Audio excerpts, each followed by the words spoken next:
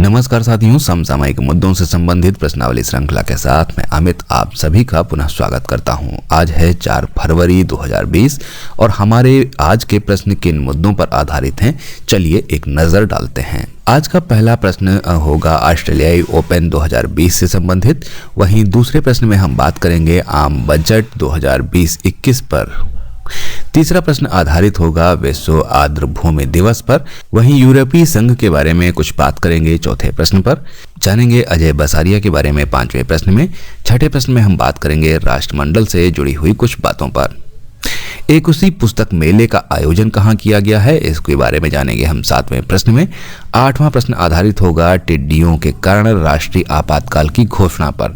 जानेंगे कि किस देश ने इस आपातकाल की घोषणा की है। पौराणिक स्थलों का पर्यटन स्थलों के रूप में विकास कहाँ किया जाएगा, इसके बारे में बात करेंगे 9वें प्रश्न में। और 10वां प्रश्न आधारित होगा अब्दाली नीम चावला के CEO और MD के पद से इस्तीफे से संबंधित। तो सबसे पहले नजर ऑस्ट्रेलियाई ओपन 2020 से जुड़े हुए प्रश्न पर। निम्नलिखित में से किसने ऑस्ट्रेलियाई ओपन 2020 का खिताब जीता है? हमारे पास ऑप्शन है नोवाक जोकोविच, राफेल नडाल, डोमिनिक थिएम और इनमें से कोई नहीं। तो यहाँ पर जो सही ऑप्शन है, इसका सही उत्तर है वो है ए, नोवाक जोकोविच। सर्बिया के हैं ये नोवाक जोकोविच, जिन्होंने ऑस्ट्रेलियाई ओपन 2020 का खिताब जीता है। उन्होंने ऑस्ट्रेलिया के डोमिनिक एथिम को हराकर 17वीं बार ग्रैंड स्लैम जीता है। नोवाक जोकोविच ने 8 बार ऑस्ट्रेलिया ओपन का खिताब जीता है। सबसे अधिक ग्रैंड स्लैम जीतने वाले खिलाड़ियों की बात करें तो उनमें शामिल हैं रोजर फेडरर, जिन्होंने 20 बार इस खिताब को जीता है। वहीं दूसरे स्थान पर हैं राफेल नडाल, जिन्होंने इस खिताब को 19 बार जीता है। बढ़ते हैं अगले प्रश्न की तरफ। आम बजट 2020-21 के तहत कितनी वार्षिक आय तक इनकम टैक्स माफ कर दिया गया है? हमारे पास ऑप्शन है 5 लाख, 2.5 लाख, 3 लाख और इनमें से कोई नहीं। तो इसका जो सही उत्तर है वो है 5 लाख। आम बजट 2020-21 के तहत 5 लाख वार्षिक आय तक इनकम टैक्स माफ कर दिया गया है।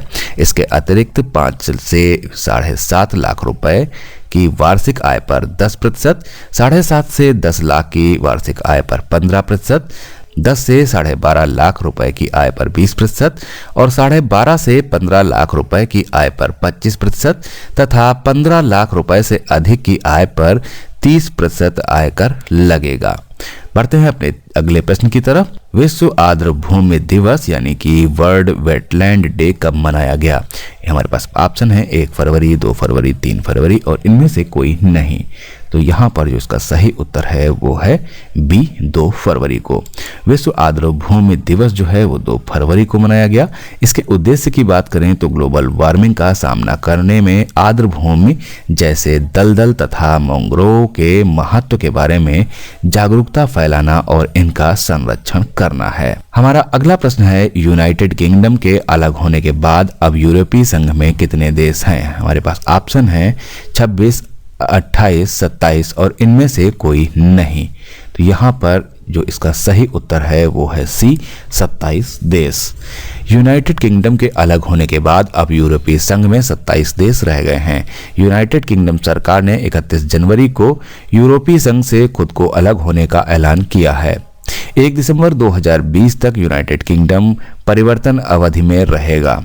इस दौरान यूनाइटेड किंगडम यूरोपीय संघ के नियमों का पालन करेगा। यूनाइटेड किंगडम के यूरोपीय संघ से अलग होने के अवसर पर यूनाइटेड किंगडम ने 50 पेंस का सिक्का जारी किया है। अगला प्रश्न है हमारा, अजय बसारिया को किस देश का उच्चायुक्त नियुक्त किया गया है? हमारे पास ऑप्शन है कनाडा, नेपाल, अमेरिका और इनमें से कोई नहीं।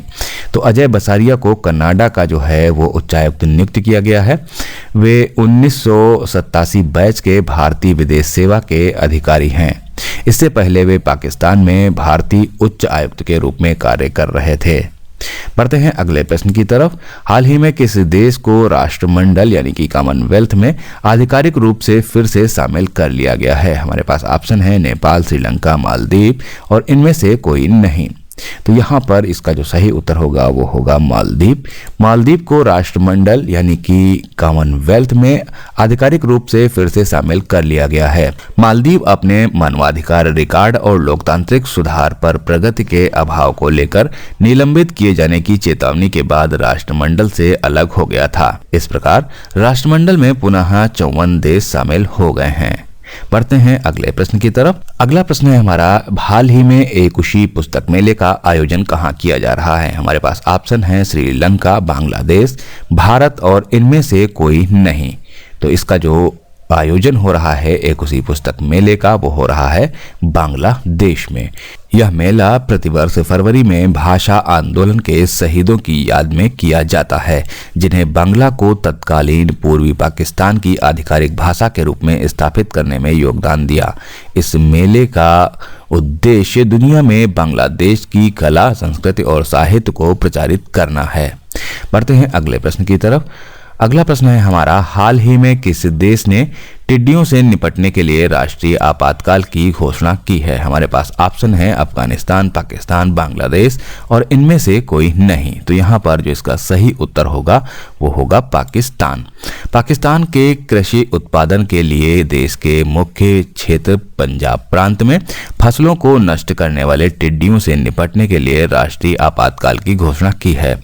वर्तमान में चोलिस्तान के साथ पाकिस्तान भारत सीमा पर टिड्डियों के झुंड हैं। ये रेगिस्तानी शाकाहारी टिड्डे ईरान से आए थे। अगला प्रश्न है हमारा, बजट 2020 में भारत के कितने पौराणिक स्थलों को पर्यटन स्थलों के रूप में विकसित किया जाएगा? हमारे पास ऑप्शन है 5, 4, 7 और इनमें से कोई नहीं।